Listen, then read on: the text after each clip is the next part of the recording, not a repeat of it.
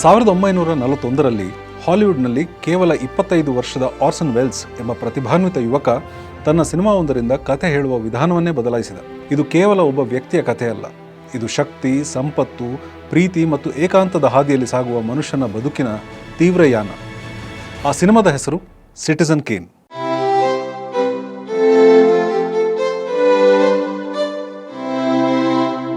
ಈ ಸಿನಿಮಾದ ಕಥೆ ಆರಂಭವಾಗುವುದು ಜಾನಾಡು ಎಂದು ಕರೆಯಲ್ಪಡುವ ಭವ್ಯ ಅರಮನೆಯಲ್ಲಿ. ತಣ್ಣನೆಯ ಚಳಿಗಾಲದ ಒಂದು ರಾತ್ರಿ ಮನೆಯೊಳಗೆ ದೊಡ್ಡ ಹಾಸಿಗೆಯಲ್ಲಿ ಒಬ್ಬ ವೃದ್ಧ ವ್ಯಕ್ತಿ ಮಲಗಿದ್ದಾನೆ. ಅವನು ಅಮೆರಿಕಾದ ಅತ್ಯಂತ ಶಕ್ತಿಶಾಲಿ ಪತ್ರಿಕಾ ಸಾಮ್ರಾಟ ಚಾರ್ಲ್ಸ್ ಫೋಸ್ಟರ್ ಕೇನ್. ಅವನ ಜೀವನದ ಕೊನೆಯ ಉಸಿರಿನಲ್ಲಿ ಅವನ ಬಾಯಿಂದ ಬರುವುದು ಒಂದೇ ಒಂದು ಪದ, ರೋಸ್ ಬಡ್. ಆ ಪದವನ್ನು ಹೇಳುತ್ತಲೇ ಕೈಯಲ್ಲಿ ಹಿಡಿದಿದ್ದ ಹಿಮದ ಗ್ಲೋಬ್ ನೆಲಕ್ಕೆ ಬಿದ್ದು ಒಡೆದು ಹೋಗುತ್ತದೆ. ಆತ ಸತ್ತು ಹೋಗುತ್ತಾನೆ. ಈ ಕ್ಷಣದಲ್ಲಿ ಪ್ರೇಕ್ಷಕರ ಮನಸ್ಸಿನಲ್ಲಿ ಒಂದೇ ಪ್ರಶ್ನೆ, ಈ ರೋಸ್ ಬಡ್ ಎಂದರೆ ಏನು? ಅದರ ಅರ್ಥ ಏನು? ಕೇನ್ ಸಾವಿನ ಸುದ್ದಿ ಎಲ್ಲ ಕಡೆ ಹರಡುತ್ತದೆ. ಪತ್ರಿಕಾ ಕಚೇರಿಗಳು, ರಾಜಕೀಯ ವಲಯ, ಜನಸಾಮಾನ್ಯರು ಎಲ್ಲರೂ ಅವರ ಬದುಕನ್ನು ನೆನಪಿಸಿಕೊಳ್ತಾರೆ. ಆದರೆ ರೋಸ್ ಬಡ್ ಎಂಬ ಪದದ ಹಿಂದಿನ ಕಥೆ ಯಾರಿಗೂ ಗೊತ್ತಿಲ್ಲ. What were Kane's last words? Do you remember, boys? Yes, sweet. What were the last words he said on earth? ಒಬ್ಬ ಪತ್ರಿಕಾ ವರದಿಗಾರನಿಗೆ ಈ ರಹಸ್ಯ ಪತ್ತೆ ಹಚ್ಚುವ ಜವಾಬ್ದಾರಿ ನೀಡಲಾಗುತ್ತದೆ. ಅವನು ಕೇನ್ ಬಗ್ಗೆ ತಿಳಿದಿದ್ದವರನ್ನು ಭೇಟಿಯಾಗ್ತಾನೆ. ಇಲ್ಲಿಂದ ಕೇನ್ ಜೀವನದ ಹಲವು ಮಜಲುಗಳು ಪ್ರೇಕ್ಷಕರಿಗೆ ಪರಿಚಯವಾಗುತ್ತಾ ಸಾಗುತ್ತದೆ. The words Charles Foster Kane are a menace to every working man in this land. He is today what he has always been and always will be, a fascist. ಮೊದಲು Kane ಬಾಲ್ಯ. ಅವರು ಬಡ ಮನೆಯ ಮಗ. ತಾಯಿ ಮೇರಿ ತಂದೆಯ ಹಿಂಸಾತ್ಮಕ ಸ್ವಭಾವದಿಂದ ಮಗನ ಭವಿಷ್ಯ ಹಾಳಾಗಬಾರದೆಂದು ಒಂದು ದಿನ ದೊಡ್ಡ ನಿರ್ಧಾರ ಕೈಗೊಳ್ತಾಳೆ. Go on, Mr. Thatcher. Well, it's almost 5, Mrs. Kane. Don't you think I'd better meet the boy? I've got his trunk all packed. I've had it packed for a week now.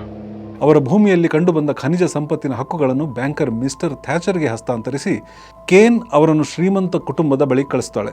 ಮಗು Kane ಹಳ್ಳಿಯನ್ನು, ತಂದೆ ತಾಯಿಯ ಪ್ರೀತಿಯನ್ನು ಬಿಟ್ಟು ಹೊರಟಾಗಲೇ ಅವನ ಜೀವನದ ಸರಳತೆ ಕಳೆದು ಹೋಗುತ್ತದೆ. Merry Christmas. Merry Christmas. ಯೌವನಕ್ಕೆ ಬಂದ ಕೇನ್ ತನ್ನ ವಾರಸತ್ವವನ್ನು ಬಳಸಿ ಪತ್ರಿಕಾ ಕ್ಷೇತ್ರಕ್ಕೆ ಪ್ರವೇಶಿಸಿದನು. Is that really your idea of how to run a newspaper? I don't know how to run a newspaper, Mr. Thatcher. I just try everything I can think of. Charles, you know perfectly well there's not the slightest proof that this... the Inquirer ಪತ್ರಿಕೆಯನ್ನು ಖರೀದಿಸಿ ಪ್ರಾಮಾಣಿಕ ಪತ್ರಿಕೋದ್ಯಮಕ್ಕೆ ಚಾಲನೆ ನೀಡಿದನು. ಆರಂಭದಲ್ಲಿ ಅವನು ಜನಸಾಮಾನ್ಯರ ಪರ ಹೋರಾಡುವ ಸಂಪಾದಕರಾಗಿ ಹೆಸರು ಮಾಡಿದ. ಭ್ರಷ್ಟಾಚಾರ ವಿರೋಧ, ಸಾಮಾಜಿಕ ನ್ಯಾಯ, ಬಡವರ ಹಕ್ಕು ಇವೆಲ್ಲವೂ ಅವನ ಉದ್ದೇಶವಾಗಿತ್ತು. ಆದರೆ ಅಧಿಕಾರದ ರುಚಿ ತಟ್ಟಿದಂತೆ ಕೇನ್ನ ಧ್ಯೇಯ ಬದಲಾಗತೊಡಗಿತು. ಹೆಚ್ಚು ಓದುಗರಿಗಾಗಿ ರೋಚಕ ಶೀರ್ಷಿಕೆಗಳನ್ನು ಬಳಸಲು ಆರಂಭಿಸಿದನು. ಇವತ್ತು ಕ್ಲಿಕ್ ಬೇಟ್ ಅಂತೀವಲ್ಲ, ಅಂತಹ ಹೆಡ್ಡಿಂಗ್ಸ್ಗಳನ್ನು ಆರಂಭಿಸಿದ. ರಾಜಕೀಯಕ್ಕೆ ಕಾಲಿಟ್ಟು ಗವರ್ನರ್ ಸ್ಥಾನಕ್ಕಾಗಿ ಸ್ಪರ್ಧಿಸಿದನು. ಪ್ರಚಾರ ಭಾಷಣಗಳಲ್ಲಿ ಜನರಿಗೆ ಅವನು ಕನಸನ್ನು ಮಾರುತ್ತಿದ್ದ. Now in complete control of the government of this state, I made no campaign promises. ಆದರೆ ರಾಜಕೀಯದಲ್ಲಿ ಸೋತಾಗ ಅವನ ಈಗೋ ಹರ್ಟ್ ಆಗ್ತದೆ. ಇಲ್ಲಿ ವರದಿಗಾರನು ಕೇನ್ ಅವರ ಮೊದಲ ಪತ್ನಿ ಎಮಿಲಿ ಅವರನ್ನು ನೆನಪಿಗೆ ತರುತ್ತಾನೆ. ರಾಜಕೀಯ ಸಂಬಂಧ ಬಲಪಡಿಸಲು ನಡೆದ ವಿವಾಹ ಅದು. ಆರಂಭದಲ್ಲಿ ಪ್ರೀತಿ ಇದ್ದರೂ ಟೈಮ್ ಹೋಗ್ತಾ ಹೋಗ್ತಾ ಅವರ ನಡುವಿನ ಅಂತರ ಹೆಚ್ಚಿತು.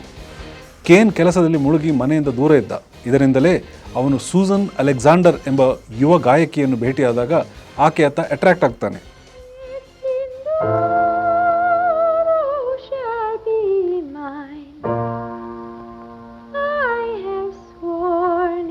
ಸೂಸನ್ ಅಲೆಕ್ಸಾಂಡರ್ ಕೇನ್ ಅವರ ಜೀವನದಲ್ಲಿ ಬಂದ ಎರಡನೇ ಮಹತ್ವದ ಮಹಿಳೆ. ಅವಳು ಸಂಗೀತವನ್ನು ಪ್ರೀತಿಸುವ ಸರಳ ಯುವತಿ. ಕೇನ್ ಅವಳನ್ನು ಮೊದಲ ಬಾರಿ ಭೇಟಿಯಾದಾಗ ರಾಜಕೀಯ ಸೋಲಿನ ನಂತರ ಅವನೊಳಗಿನ ಖಾಲಿತನವನ್ನು ಭರ್ತಿ ಮಾಡುವ ಒಬ್ಬ ಸ್ನೇಹಿತಳನ್ನು ಕಂಡಂತೆ ಅವನಿಗೆ ಅನಿಸ್ತದೆ. ಅವಳು ಅವನೊಂದಿಗೆ ಫ್ರೀಯಾಗಿ ಮಾತನಾಡಿದ ಕೆಲವೇ ಜನರಲ್ಲಿ ಒಬ್ಬಳು. ಈ ನಿರಾಳತೆಯೇ ಕೇನ್ಗೆ ಹೊಸ ಉತ್ಸಾಹ ನೀಡಿತು. ಆದರೆ ಈ ಸಂಬಂಧ ತೀರಾ ಪ್ರೈವೇಟ್ ಆಗಿ ಉಳಿಯಲಿಲ್ಲ. ಕೇನ್ ತನ್ನ ಹೆಸರನ್ನು, ತನ್ನ ಶಕ್ತಿಯನ್ನು ಸುಜನ್ನ ಮ್ಯೂಸಿಕ್ ಕೆರಿಯರ್ಗೆ ಸಹಾಯ ಮಾಡಲು ಬಳಸಲು ನಿರ್ಧರಿಸಿದ. ಅವಳಿಗೆ ಒಪೆರಾ ಕಲಾವಿದೆಯಾಗಿ ಖ್ಯಾತಿ ತರಲು ಪ್ರಯತ್ನ ಆರಂಭಿಸಿದ.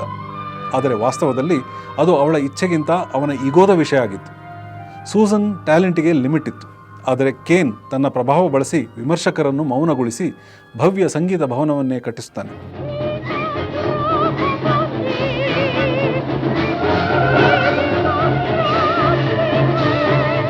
ಈಗ ಕಥೆಯ ಟೋನ್ ಬದಲಾಗುತ್ತದೆ. ಕೇನ್ ತನ್ನ ಪ್ರಭಾವದ ಗಡಿ ಮೀರುತ್ತಾನೆ. ಸೂಸನ್ಗೆ ಇದು ಬಂಗಾರದ ಪಂಜರವಾಗುತ್ತದೆ. I couldn't make you see how I felt, Charlie. But I couldn't go through with the singing again. ಅವಳು ಒತ್ತಡ ಅವಮಾನ ತಾಳಲಾರದೆ ಒದ್ದಾಡಲಾರಂಭಿಸ್ತಾಳೆ. ಅವಳ ಪ್ರತಿಭೆಯನ್ನು ಮೀರಿದ ಹಂಬಲಗಳು ಅವಳನ್ನು ಕುಗ್ಗಿಸುತ್ತವೆ. You never really give me anything that belongs to you, that you care about. Susan, I want you to stop this. I'm not going to stop it. Right now. You never gave me anything in your whole life. You just tried to buy me into giving you something. Susan! ಕೊನೆಗೆ ಅವಳು ಕೇನ್ನಿಂದ ದೂರ ಹೋಗಲು ನಿರ್ಧರಿಸುತ್ತಾಳೆ. ಇಲ್ಲಿ ವರದಿಗಾರನ ತನಿಖೆ ಮತ್ತಷ್ಟು ಆಳಕ್ಕಿಳಿಯುತ್ತದೆ. Goodbye, Charlie. Kane ಅವರ ಆಪ್ತ ಸ್ನೇಹಿತ ಜೆಡಿಡಿಯಾ ಲಿಯಾಂಡರ್ ಒಮ್ಮೆ ಅವನೊಂದಿಗೆ ಪತ್ರಿಕೆಯಲ್ಲಿ ಕೆಲಸ ಮಾಡಿದ ನಂತರದ ಅವನ ವ್ಯವಹಾರಗಳಲ್ಲಿ ವಿರೋಧಿಸಿದ್ದ ವ್ಯಕ್ತಿ ತನ್ನ ನೆನಪುಗಳನ್ನು ಹಂಚಿಕೊಳ್ಳುತ್ತಾನೆ. He hadn't finished it when she left him. He never finished it. He never finished anything. Except my notice. Of course, he built a joint for her. That must have been love. I don't know. He was disappointed in the world, so he built one of his own, an absolute monarchy. ಲೀಲ್ಯಾಂಡ್ ಹೇಳುವಂತೆ Kane ಒಬ್ಬ visionary ಆಗಿದ್ದರೂ ತನ್ನ ಸ್ವಂತ vision ಹೊರತಾಗಿ ಇನ್ಯಾವುದನ್ನು ಒಪ್ಪಲಾರದ ಗುಣ ಹೊಂದಿದ್ದನು. ಅವನ ಸ್ನೇಹ, ಸಂಬಂಧ, ಪ್ರೀತಿಯಲ್ಲೂ ಈ ಸ್ವಭಾವ ಬದಲಾಯಿಸಲಿಲ್ಲ. ಕೇನ್ನ ಪತ್ರಿಕಾ ಸಾಮ್ರಾಜ್ಯ, ಅವನ ರಾಜಕೀಯ ವೈಫಲ್ಯ, ಸೂಸಾನ್ನೊಂದಿಗೆ ಬಿರುಕು ಎಲ್ಲವೂ ಸೇರಿ ಅವನ ಜೀವನದ ಏಕಾಂತವನ್ನು ಗಾಢಗೊಳಿಸುತ್ತಿರುತ್ತದೆ. ಜಾನಾಡು ಅವನು ಕಟ್ಟಿದ ಅರಮನೆ ಸಾವಿರಾರು ಅಮೂಲ್ಯ ಕಲಾಕೃತಿಗಳ ಸಂಗ್ರಹವಾಗಿದ್ದರೂ ಅದು ನಗು, ಮಾತುಕತೆ, ಪ್ರೀತಿ ಇಲ್ಲದ ಖಾಲಿ ಅರಮನೆ. ಅವನ ಜೀವನದ ಕೊನೆಯ ಹಂತದಲ್ಲಿ ಆ ಭವ್ಯತೆಯೊಳಗೆ ಕೇವಲ ಮೌನ ಮತ್ತು ಅವನ ನೆನಪುಗಳ ಪ್ರತಿಧ್ವನಿಗಳೇ ಉಳಿದಿದ್ದವು. ವರದಿಗಾರನಿಗೆ ಇಷ್ಟೆಲ್ಲ ತಿಳಿದರೂ ರೋಸ್ ಬಡ್ನ ಅರ್ಥ ಪತ್ತೆ ಮಾಡಲಾಗುವುದಿಲ್ಲ. ಆದರೆ ಪ್ರೇಕ್ಷಕರು ಈ ತನಿಖೆಯ ಮೂಲಕ ಕೇನ್ನ ಬಾಲ್ಯದ ನೆನಪಿನ ಚಿತ್ರಣವನ್ನು ಇನ್ನಷ್ಟು ನೋಡುತ್ತಾರೆ. ಹಿಮದಲ್ಲಿ ಆಟವಾಡುತ್ತಿದ್ದ ಆ ಸಣ್ಣ ಹುಡುಗ ತನ್ನ ಕೈಯಲ್ಲಿ ಒಂದು ಸ್ಲೈಡ್ ಹಿಡಿದಿದ್ದಾನೆ. ಅದು ಅವನ ಜೀವನದ ಒಂದು ಅದ್ಭುತ ಇನಸೆಂಟ್ ಮೂಮೆಂಟ್. ವರದಿಗಾರನ ತನಿಖೆ ಮುಕ್ತಾಯದ ಹಂತಕ್ಕೆ ಬರುತ್ತದೆ. ಅವನು ಕೇನ್ ಅವರನ್ನು ಚೆನ್ನಾಗಿ ತಿಳಿದಿದ್ದ ಎಲ್ಲರನ್ನೂ ಭೇಟಿಯಾಗಿದ್ದಾನೆ. ಬ್ಯಾಂಕರ್ ಥ್ಯಾಚರ್, ಸ್ನೇಹಿತ ಲೀಲ್ಯಾಂಡ್, ಎರಡನೇ ಪತ್ನಿ ಸೂಸಾನ್, ಸೇವಕ ರೇಮಂಡ್, ಪ್ರತಿಯೊಬ್ಬರೂ ತಮ್ಮ ದೃಷ್ಟಿಕೋನವನ್ನು ನೀಡಿದರೂ ರೋಸ್ ಬಡ್ ಎಂಬ ಪದದ ಅರ್ಥ ಯಾರಿಗೂ ಗೊತ್ತಿಲ್ಲ. ತನಿಖೆ ವಿಫಲ ಎಂದೇ ತೋರುತ್ತದೆ ಮತ್ತು ಆ ರಿಪೋರ್ಟರ್ ಬಹುಶಃ ಒಬ್ಬ ವ್ಯಕ್ತಿಯ ಜೀವನವನ್ನು ಒಂದೇ ಪದದಲ್ಲಿ ಸಂಪೂರ್ಣವಾಗಿ ವಿವರಿಸಲು ಸಾಧ್ಯವಿಲ್ಲ ಎಂದು ಅಂದುಕೊಳ್ಳುತ್ತಾನೆ. I don't think any word can explain a man's life. No, I guess Rosebud is just a piece in a jigsaw puzzle. Missing piece. ಚಿತ್ರದ ಕೊನೆಯ ದೃಶ್ಯದಲ್ಲಿ ನಾವು ಜಾನಾಡು ಅರಮನೆಯೊಳಗಡೆ ಪ್ರವೇಶಿಸುತ್ತೇವೆ. ಕೇನ್ ಅವರ ಸಾವಿನ ನಂತರ ಅವರ ವಸ್ತುಗಳನ್ನು, ಕಲಾಕೃತಿಗಳನ್ನು, ನೆನಪುಗಳನ್ನು ಕಾರ್ಮಿಕರು ವರ್ಗಾವಣೆ ಮಾಡುತ್ತಿರುತ್ತಾರೆ. ಅನಗತ್ಯ ಎಂದು ತೋರುವ ವಸ್ತುಗಳನ್ನು ಬೆಂಕಿಗೆ ಹಾಕ್ತಾರೆ. ಅಲ್ಲಿ ಪ್ರೇಕ್ಷಕರಿಗೆ ಮಾತ್ರ ಗೋಚರಿಸುವಂತೆ ಒಂದು ಹಳೆಯ ಹಿಮದ ಸ್ಲೈಡ್ ಬೆಂಕಿಗೆ ಹೋಗುತ್ತದೆ. ಅದರ ಮೇಲೆ ಬರೆದಿರುತ್ತದೆ ರೋಸ್ ಬಡ್. ಇದು ಕೇನ್ ಅವರ ಬಾಲ್ಯದ ಆಟದ ವಸ್ತು. ಅವನು ತಾಯಿಯ ಮನೆ ಬಿಟ್ಟು ಹೋದ ದಿನ ಆ ಸ್ಲೈಡ್ ಅವನ ಬಳಿ ಇತ್ತು. ಅದು ಕೇವಲ ಒಂದು ವಸ್ತುವಲ್ಲ, ಅದು ಅವನ ನಿಷ್ಕಪಟ ಬಾಲ್ಯದ ನಿರ್ಲಿಪ್ತ ಸಂತೋಷದ, ಕಳೆದು ಹೋದ ಪ್ರೀತಿಯ ಪ್ರತೀಕ. ಸಂಪತ್ತು, ಖ್ಯಾತಿ, ಶಕ್ತಿ ಯಾವುದೂ ಅವನ ಈ ಕ್ಷಣಗಳನ್ನು ಮರಳಿಕೊಡಲಿಲ್ಲ. ಹೀಗಾಗಿ ಅವನ ಜೀವನದ ಕೊನೆಯಲ್ಲಿ ಅವನ ಮನಸ್ಸು ಆ ಒಂದು ನೆನಪನ್ನು ಮರಳಿ ತಂದಿತ್ತು.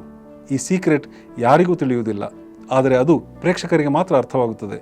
ಇದರ ಮೂಲಕ ಆರ್ಸನ್ ವೆಲ್ಸ್ ನಮಗೆ ಏನು ಹೇಳ್ತಾರೆ?